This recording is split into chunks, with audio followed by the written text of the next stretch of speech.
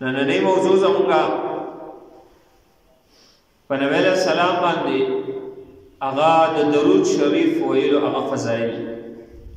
نننی جمعه به انشاءالله هغه فضایل ذکر کو او آینده جمعه څوک چې هغه په نبی علیه السلام باندې درود شریف نه وایي د هغې څومره وعیدات دي هغه به انشاءالله هغه ذکر کو. د ټولو نه اول خو په نبی علیه السلام باندې هغه په جمع باندې هغه درود شریف ووایي. نو کوم آیت کریمه چې هغه مال وستلی و دې کې الله پاک فرمایي ان الله وملائکته یصلون علی النبی، بېشکه الله پاک او د هغه فرشتې په نبی علیه السلام باندې رحمت لیږي، یعنی درود پې وایي. یا ایها الذین آمنوا صلوا علیه وسلموا تسلیما، اے مومنانو تاسو هم په نبی علیه السلام باندې هغه درود لولئ او سلام دې چې دی نه هغه لیږئ.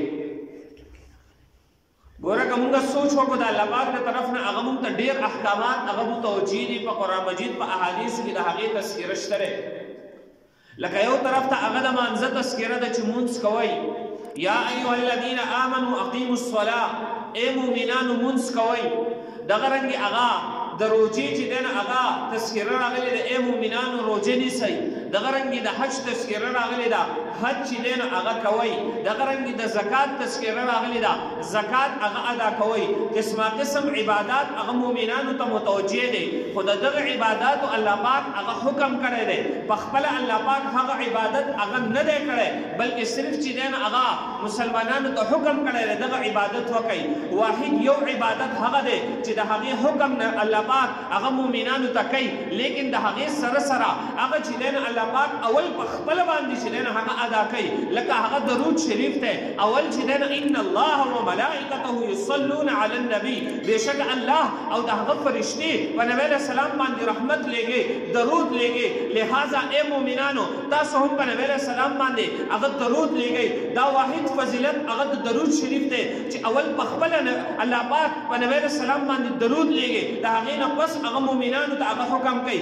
مونځ چې دی نه الله پاک په خپله نه کوي، مومن ته حکم کوي. روژه په خپله هغه نه نیسي، مومن ته حکم کوي. حج په خپله نه کوي، مومن ته حکم کوي. زکات نور کوي الله پاک، مومن ته چې دی نه هغه حکم کوي. لیکن درود شریف د ټولو نه اول الله پاک چې دی نه هغه په نبی علیه السلام باندې لولي.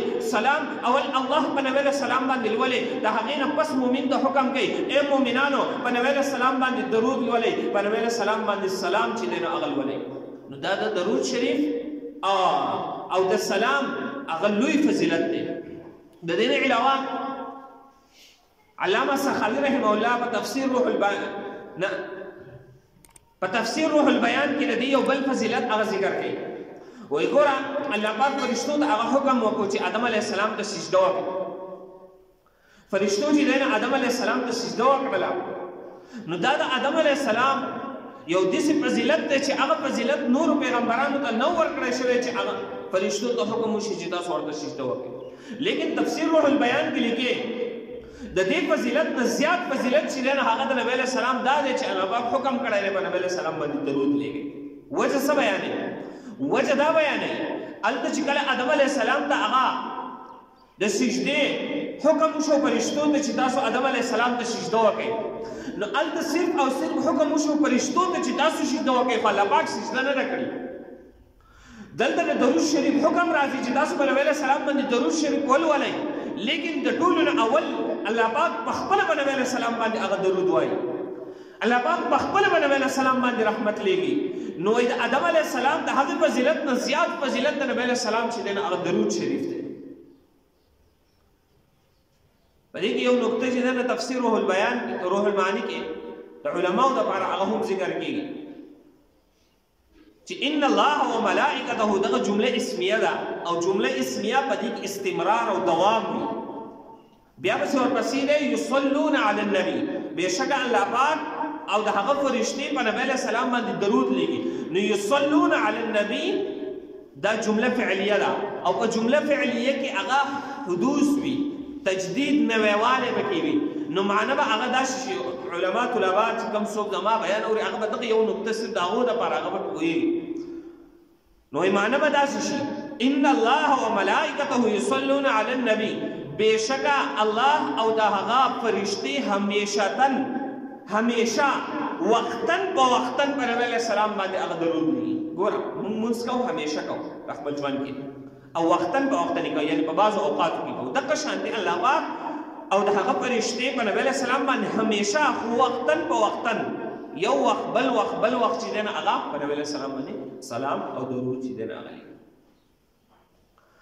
د درود شریف شپږ فضیلتونه، نور هم زیات فضیلتونه دي، دې باندې مستقل علما او هغه کتابونه لیکلي دي، خو یو شپږ فضیلتونه هغه به نن تاسو ته چې دی نه هغه ذکر کوم. که وخت په هغې کې کافي شول، که کافي نه شول آینده جمعه کې بس ذکر کوم. د ټولو نه اولنی فضیلت د درود شریف هغه دا دی چې څوک په نبی علیه السلام باندې هغه درود لولي نو د الله پاک د طرف نه په ده باندې رحمتونه راځي. یو حدیث کې نبی علیہ السلام فرمایي من صلى علی صلاة واحدة، څوک چې په ما باندې یو پیر درود ولولي صلی الله علیه عشرا، الله پاک په ده باندې لس رحمتونه هغه رالیږي. څوک چې په ما یو پیر هغه درود وایي الله پاک په ده باندې لس رحمتونه هغه رالیږي. نو اولنی فضیلت دا دی درود شریف دا ذریعه ده د الله پاک د طرف نه هغه د رحمتونو ذریعه ده چې څوک یو پیر درود وایي الله پاک په لس پیرې هغه رحمتونه رالیږي. ځکه الله پاک په قرآن مجید کې فرمایي من جاء بالحسنة فله عشر امثالها، سچا چې هغه یو نیکي وکړه الله پاک په ده ته هغه په لس چنده باندې هغه بدله ورکړي. ومن جاء بالسیئة فلا یجزى الا مثلها، او که څوک ګناه وکړي صرف یو بدله چې دی نه هغه ته میلاویږي. نو دا د الله پاک د انسانانو سره هغه یو رحمت دی، رحم دی. نو یو پیر هغه نیکي یو نیکي لس بدله میلاوي، یو پیر درود شریف هغه چې دی د هغې په بدله کې هغه لس رحمتونه هغه میلاویږي. یو صحابي فرمایي یو ورځ نبی علیه السلام هغه راغی د صحابو مجلس دی، نبی علیه السلام په مخ مبارک باندې انتهایي د خوشحالۍ اثار چې دی نه هغه مونږ بیا موندل. صحابه تپوس کوي د نبی علیه السلام نه ای د الله رسوله ستاسو په مخ مبارک باندې د خوشحالۍ اثرات دي، د دې څه وجه ده؟ نبی علیه السلام ورته فرمایي ما ته جبریل علیه السلام راغلی، جبریل علیه السلام ما ته د الله د طرف نه هغه دا پیغام راوړو ای زما محبوبه، ای زما پیغمبره، ته په دې باندې راضي کېږې نو چې ستا یو امتي دی هغه په تا باندې یو پیر چې دی نه هغه درود ولولې زه په هغه باندې لس رحمتونه راولېږم. ستا یو امتي په تا باندې یو پیر هغه سلام درولېږي زه په هغه باندې لس سلامونه چې دی نه هغه رالیږم. په دې باندې راضي زما نبی علیہ السلام په دې باندې راضي او خوشحاله و د خپل امت په دغه ثوابونو باندې چې زما امت ته څومره ثواب میلاوي چې یو پیر درود وایي، یو پیر هغه درود وایي او د الله د طرف نه لس رحمت. او بلکې بل حدیث کې نبی علیہ السلام فرمایي څوک چې په ما باندې یو پیر درود ولولي د الله د طرف نه په ده باندې اویا رحمتونه راځي. نو اویا بلکې د اویاو نه زیات هم راتللی شي. دا د انسان چې دی نه هغه څومره اخلاص او محبت هغه په زړه کې د نبی علیه السلام پروت وي، خالص د الله د رضا لپاره څومره اخلاص زیات وي دومره چې دی نه هغه الله پاک نیکۍ زیات وي. نو اویا نو بلکې اویا زره اویا لکه د الله پاک ته هېڅ ګران نه دی، خو د انسان چې دی نه هغه اخلاص او توجه او مینه محبت دا چې دی نه هغه پکار دی. اولنی فضیلت د الله د طرف نه په انسان باندې رحمتونه راځي د الله. نو درود شریف څه ګران خو نه دی، آسان درود شریف صلی الله علیه وسلم ټول وایي صلی الله علیه وسلم آسان درود شریف که دغه نشي وصلی الله علی النبی الامی که دغه نشي د منظره درود شریف خو هر سړي ته یاد دغه چې دی نه او د ټولو نه غوره درود شریف د منظره درود شریف دی. په دې مانځه کې هم نور درود شریف ویلی شي، خو علما له دې تذکره ځکه کوي چې دغه درود شریف دې ته درود ابراهیمي وایي، دا د ټولو نه افضل او غوره درود شریف دی په درودونو. د دې وجې نه علما وایي چې دغه درود شریف په مانځ کې وایي. د دې په ځای بل درود شریف ووایي نو څه مسله نه کوي، مونځ کېږي. خو د دغې تلقین علما ځکه کوي چې دا غوره دی. نو که سړی دغه چې دی نه هغه تذکره کوي د دې ویل کوي ځان او که دغه نشي لړن دې ویل کوي صلی الله علیه وسلم. نو په دې کې ګوره یو درود شریف هم راغلی وسلم سلام پکې هم راغلی، دواړه پکې هغه راغلی. نو اولنی فضیلت د الله د طرف نه هغه رحمتونه په انسان باندې هغه راځي. دویم فضیلت د درود شریف د قیامت په ورځ چې هغه به د نفسا نفسي هغه ورځ وي، مور به هغه د لور نه تختی، پلار به د زوی نه تختی، زوی به د پلار نه هغه تختی، یو ملګری به د بل ملګري نه هغه تختی. یوم یفر المرء من اخیه، دغه ورځ به هغه وي چې یو انسان به د خپل رور نه هغه تختی، و امه د خپل مور نه به هغه تختی، و صاحبته د خپل بیبي نه به هغه تختی، د خپل قبیلې نه به هغه تختی. چېرته زمانه هغه څوک نیکۍ ونه غواړي، دغه ورځ هغه به د نفسا نفسي ورځ وي.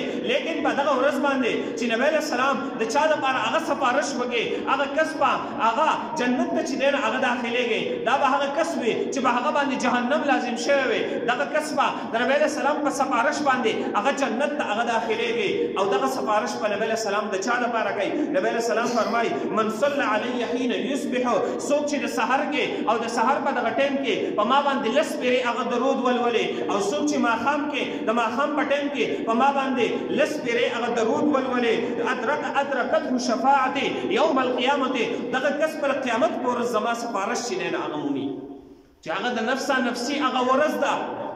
هر انسان په خپله خوله کې ډوب دی، خو چې یو انسان د سهار لس پیرې درود ولولي په نبی علیه السلام باندې، د ماښام لس پیرې هغه درود ولولي، نو نبی علیه السلام فرمایي زما سفارش چې دی نو هغه د ده لپاره، زما سفارش به دی لاندې کي د نبی علیه السلام باندې د سفارش. نو په درود شریف لس پیرې هېڅ ټایم هم نه لګي. ګوره صلی الله علیه وسلم، صلی الله علیه وسلم، صلی الله علیه وسلم، صلی الله علیه وسلم، صلی الله علیه وسلم، صلی الله علیه وسلم، صلی الله علیه وسلم، صلی الله علیه وسلم، صلی الله علیه وسلم، صلی الله علیه وسلم. زما به یو منټ هم نه لګي، د منټ نه هم کم ټایم چې دی نو هغه به دې ولګي.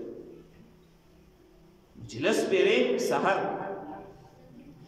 او بلکې مونږ ځان له دا وظیفه جوړه کړو چې تسبیح په هغې باندې یار یوه تسبیح یعنې سل دانې دي، دا به مونږ سحر او سل چې دی نو هغه ماښام، او که څوک د دې نه زیات زر پیرې سحر زر پیرې ماښام، څومره چې زیاتېږي دومره فضیلت چې دی نو هغه زیاتېږي. نو دویم فضیلت هغه دا شو چې د نبی علیه السلام د سفارش مستحق انسان چې دی نو هغه جوړېږي په آخرت کې. دریم په درود شریف د انسان ګناهونه معاف کېږي، نیکۍ یې زیاتېږي او درجې هغه بلندېږي اوچتېږي. نبی علیه السلام فرمایي څوک چې په ما باندې یو پیر هغه درود ولولي، الله پاک د ده لس ګناهونه معاف کوي، لس نیکۍ یې هغه سیوا کوي، لس درجې په جنت کې هغه چې دی نو هغه زیاتوي. څومره لوی فضیلت دی په یو پیر درود ویلو باندې. یو پیر یو سره صلی الله علیه وسلم یا وایي صلی الله علی النبی الامي، لس ګناهونه معاف شو، لس نیکۍ ولیکلې شولې، لس درجې په جنت کې هغه اوچتې شولې. دا څومره لوی فضیلت، دا وړه خبره نه ده. د یوې نیکۍ دپاره به د قیامت په ورځ سرګردانه انسان ګرځي، خو یوه نیکۍ به ورته نه میلاوي. د هغې قدر د یوې نیکۍ قدر به موږ ته هلته بیا معلوم شي چې یوه نیکۍ هغه څه ته ویلی شي. دا موږ ته چې به بار بار ویلی کېده یاره دا لس نیکۍ دي، شل نیکۍ پې میلاوېږي او یا نیکۍ پې میلاوېږي، موږ ته به هلته پته ولګي چې د یوې نیکۍ څومره لوی قدر دی. حضرت مولانا اشرف علي تانوي رحمه الله په خپل کتاب زاد السعید کې د امام شافعي رحمه الله یو واقعه دې باره کې ذکر کړي. امام شافعي رحمه الله چې کله وفات شو، د ده یو شاګرد دی په خوب کې هغه ویني، په خوب کې ویني، وایي الله پاک د سر څه معامله وکړه، وایي الله پاک زما بخشش نصیب. دغه شاګرد ته تپوس کوي په څه وجه یې وبخلې؟ امام شافعي رحمه الله ورته فرمایي ګوره امام شافعي دی یو مسلک امام دی، یو لوی امام، یو لوی نیک زاهد انسان هغه تیر شوی. هغه ورته وایي زما بخشش بخنه الله پاک صرف په درود شریف وکړه چې ما یو قسم درود و هغه به مې ډېر زیات چې دی نو هغه لوستلو. هغه درود هغه دا دی اللهم صل علی محمد کلما ذکره الذاکرون وکلما غفل عن ذکره الغافلون. دا درود شریف ما په ځان لازم کړی و، دا به مې انتهایی زیات هر ټایم چې دی نو هغه ویل. وایي د دې په وجه باندې الله پاک زما هغه مغفرت او بخشش نصیب. دغه رنګې تانوی سے پدغه کتاب کې د یو بزرګ واقعه ذکر کړي، عبید الله بن عمر قواريري رحمه الله. دی وایي دغه عبید الله بن عمر قواريري وایي زما په ګاونډ کې یو سړی اوسېدو. دغه سړی هغه کاتب و، یعنې لیکونکی و، د به لیکل کول، کتابونه وغیره به یې لیکل، کاتب و. وایي دغه کاتب زما دا ګاونډي وفات شو. نو دغه بزرګ وایي زه د وفات نه پس په خوب کې یم. ما به خوب کې ولیدو چې څه معامله درسره وشوه. ما ته ویل چې ته خو الله پاک وبخلو. وایي ما ورته ویل چې په څه وجه یې وبخلې؟ وایي ما ته ویل چې صرف په یوه وجه یې وبخلو، او هغه وجه دا وه چې ما ته به کله لیکایي راله مخې ته او د نبي علیه السلام نوم به راغی، نو ما به د نبي علیه السلام د نوم سره درود شریف هغه لیکو. ځکه اکثر خپل شاګردانو ته تاسو چې کله د نبي علیه السلام نوم لیکئ نو د دې سره سواد مه لیکئ، د دې سره پوره درود شریف لیکئ صلی الله علیه وسلم. اکثر واړه سواد ولیکي کچ. حضرت مولانا یوسف ردیانی شهید رحمه الله یو فتاوی لیکلي آپ کے مسائل اور ان کا حل. په هغې کې د هغه نه چا تپوس کړی دی، وایي د نبي علیه السلام د نوم سره دا سواد کچ سواد چې سړی لیکي، وایي د دې دا لیکل صحیح لیکل دی. هغه ورته دا لیکل صحیح نه دي. یو انسان دی د هغه سره دومره په دې کاغذ په دې پاڼه کې ځای نشته دی، یا د هغه سره دومره وخت نشته دی چې دی د نبي علیه السلام د نوم سره هغه درود شریف ولیکي پوره. نو دی به د قیامت په ورځ د نبي علیه السلام د سفارش هغه څه تمنا او آرزو وکړي.